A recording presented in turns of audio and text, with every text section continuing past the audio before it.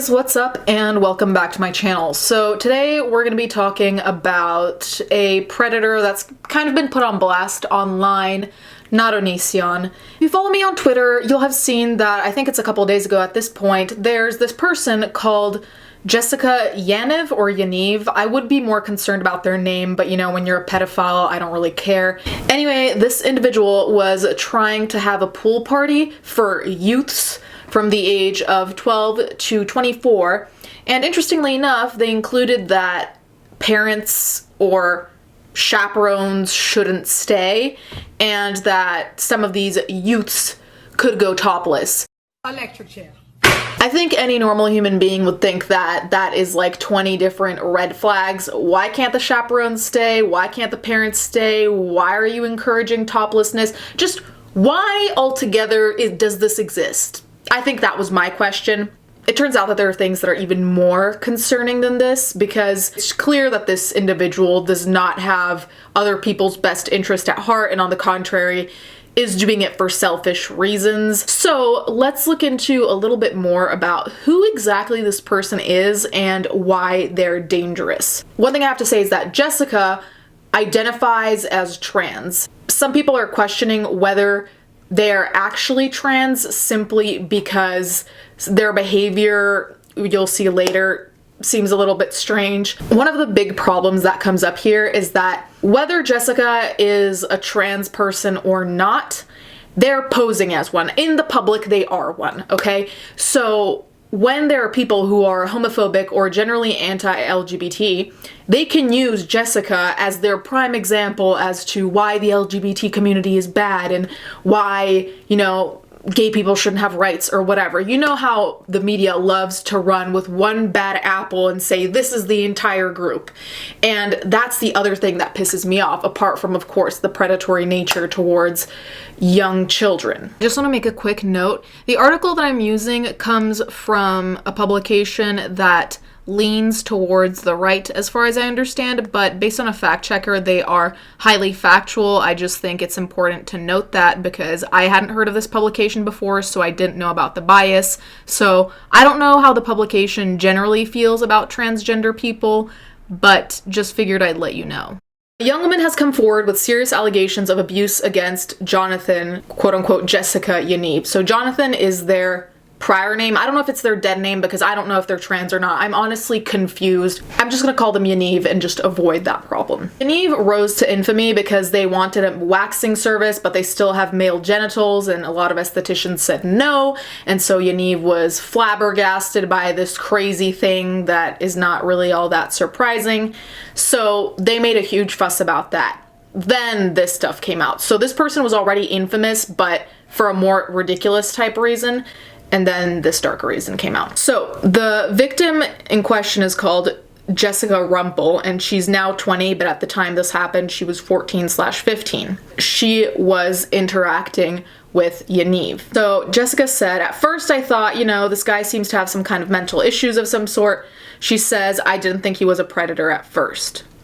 Yaniv made contact with Rumpel through social media via the website Ask FM, where people, including those who are anonymous, can ask questions of users and receive answers in short form. Rumpel states that Yaniv sent her a series of disturbing questions while anonymous before adding her to the private messenger application Kik. Kik is known to law enforcement for its notoriously poor protection of children and its routine usage by pedophiles to message each other and their victims. According to Rumpel, Yaniv allegedly presented himself as a young male in his quote-unquote late 20s and claims that he used pictures of himself when he was younger in their initial conversation. Rumpel states that it was sympathy that caused her to continue contact with Yaniv initially. He liked to make himself be the victim. He actually told me he had folliculitis and depression. Pitying who she thought was an emotionally pained young man, Rumpel maintained some regular contact with Yaniv. "I always wanted to be there for anyone who was suffering, anyone who needed someone to listen to them."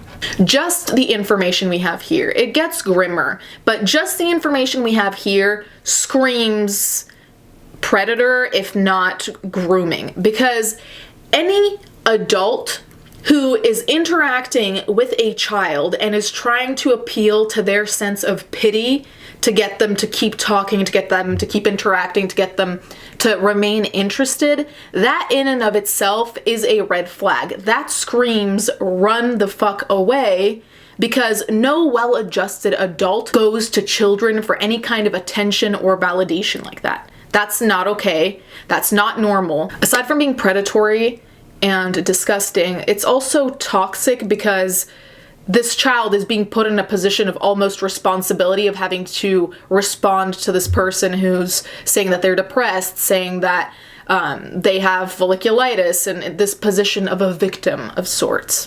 Just like any other 15-year-old girl, she enjoyed having another friend to talk to, but the conversations often took an uncomfortable turn. Yaniv always told me he uses pads and wants to go into the ladies' bathroom. Yaniv asked me about how to go into the ladies' bathroom without being caught, and then how to be in the bathroom if there's a lot of women or girls. Rumpel recalled Yaniv even asked me what stall to go in. So here there's a conversation between the two that says, like, where will I change and where will she change? Or will we change in front of each other? Just ask if you can use her bathroom quickly, or tell her you're gonna go in the bathroom. Can I change in front of her? LOL. If you want. Lol, would that be okay if I did? Yeah, but might make her uncomfortable. Ask her if it's okay if you can change in the room. Or should I wait to see what she does first? Sure. What do I do about my pads and stuff? Like, I haven't told her. Yeah, then just fucking change in the damn bathroom in the fucking hotel goddamn room. I love the frustration at the end of that. According to Rumpel, Yaniv did not identify as transgender at any point during their interactions. She believed Yaniv simply had a fetish for bathrooms, pads, and girls' clothing, as Yaniv would also begin sending Rumpel worrying messages, including photos of himself in girls' jeans, asking for comments and compliments from the then 15-year-old. So Yaniv asks how the jeans look, and Rumpel says they look good.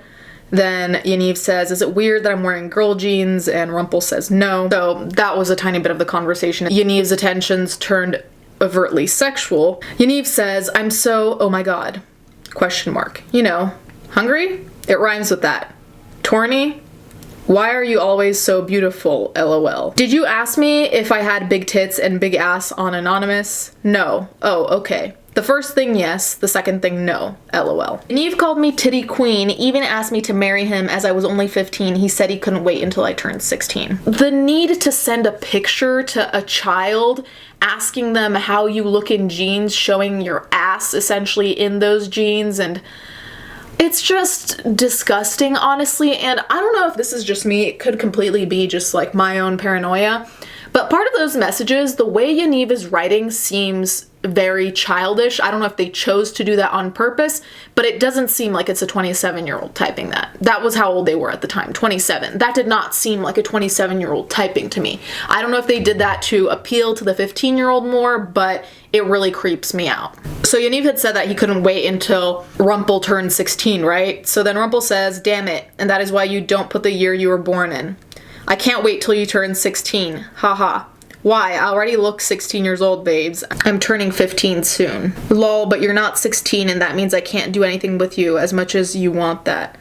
XD. Am I right? Nah. As has been revealed from previously exposed conversations, Yaniv often directed his comments towards menstrual stuffs, even going so far as to pester Rumpel to take photos of her used feminine hygiene products. Mind-boggling thing about this story is that there's so many things wrong with Yaniv that I don't really know what to do with it. There's being a pedophile, there's this need for validation, there's this weird childish nature, and now there's the obsession with pads and tampons. A lot of it relates back to pedophilia, because as much as like pads and tampons are used by grown women, you know, it's also a big part of a woman's life when they get their first period and all that other shit. So I'm sure plenty of predators get the fuck off on that, which honestly, disgusting! It just bothers me because people like this give fuel to homophobes and anti-LGBT people being like, look at what the LGBT community is like, and this is not what it's like. This person is not representative, and I'm pretty sure anyone in the LGBT community,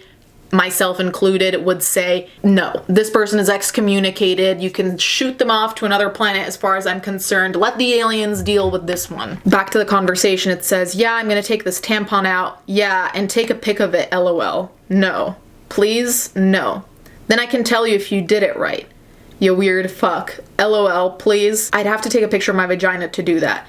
No LOL, just the tampon. Can you say depraved? Yaniv would send Rumpel disturbing voice messages in an Elmo voice, saying things such as, Elmo wants to fuck and Elmo loves pussy. In the final clip, Yaniv is heard saying, I love you, Jess Rumpel, your boobies go up and down, up and down, up and down. Here we have the voice memos where you actually hear the Elmo voice that Yaniv does, and it's creepy as shit, so just prepare yourself. I'm just gonna roll it.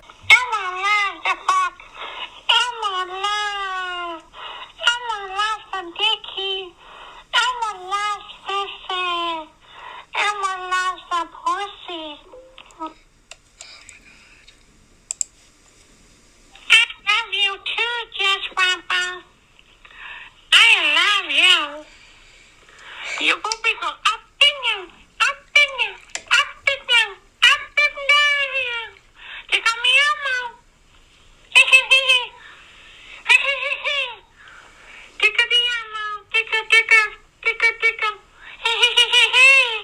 Rumpel explains that Yaniv had an Elmo character profile on Ask FM and used it to send her questions. At first she thought it was quote-unquote adorable, but when it became sexual, like with all of Yaniv's other behaviors, she felt uncomfortable and violated. She began responding less and less to Yaniv and sending him defensive messages in an attempt to force him to go away. Rumpel claims that what was left of her sympathy finally wore off when other girls approached her and claimed Yaniv had treated them in a similar or worse fashion. The girls saw Yaniv's comments to Rumpel on her Ask FM and tried to warn her. Yaniv told these girls he was 17, Rumpel says. I used to call Yaniv out on my Ask FM, and these other girls messaged me and said Yaniv was a liar and broke their hearts. So here there's a post and it says, don't listen to Jonathan, he lied to me and he used me and made me believe disgusting things. Don't do it, look at my Ask feed. It's obvious he's a fucking fake. The disease he has isn't even serious, it's a minor thing. Don't worry though, he's just a fucking attention seeker. I used to be friends with him and I'm ashamed to tell people that I used to be his friend. He's obviously also probably faking his depression, which makes me mad at him even more. Don't let that fake ass be a waste of your tears, gorgeous, you're not the only one. Rumpel looked at who was following her on Twitter. She saw this person named Jessica Yaniv and she was like, who the fuck is that? But then via Yaniv, she realized who it was, and then Yaniv themselves said they have no idea who Rumpel is and that there have been a lot of fake accounts of them out there and a lot of people put out disparaging content, so I have no idea who this person is at all. However, the Post Millennial, which is the website I'm reading this from, was able to verify that the messages Rumpel received did indeed come from Yaniv's verified Trusted Nerd Facebook account.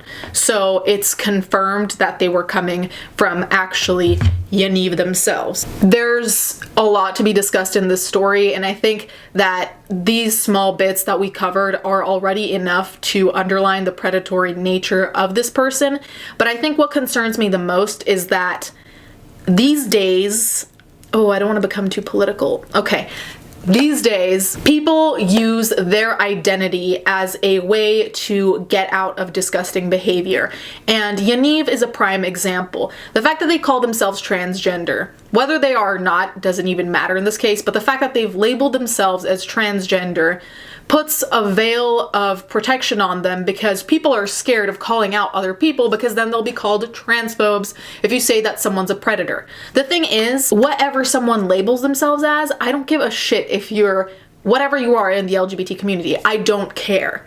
That's not part of this equation. This equation is simply about being creepy towards children, being predatory, and being a fucking pedophile. That's what we have problems with, not the transgender thing. That's not even a factor here. But because they have this label transgender, I think people are scared that they're gonna be called God knows what, when the reality is, if you're a predator, you're a predator. Your skin color, your religion, whatever you identify as is irrelevant when you are a grown-ass human talking to little humans and trying to get them to do disgusting things for you. Okay? Thank you guys so much for watching. Please let me know what you think in the comments down below. Thank you to my patrons as always, and let's get right into the fan art.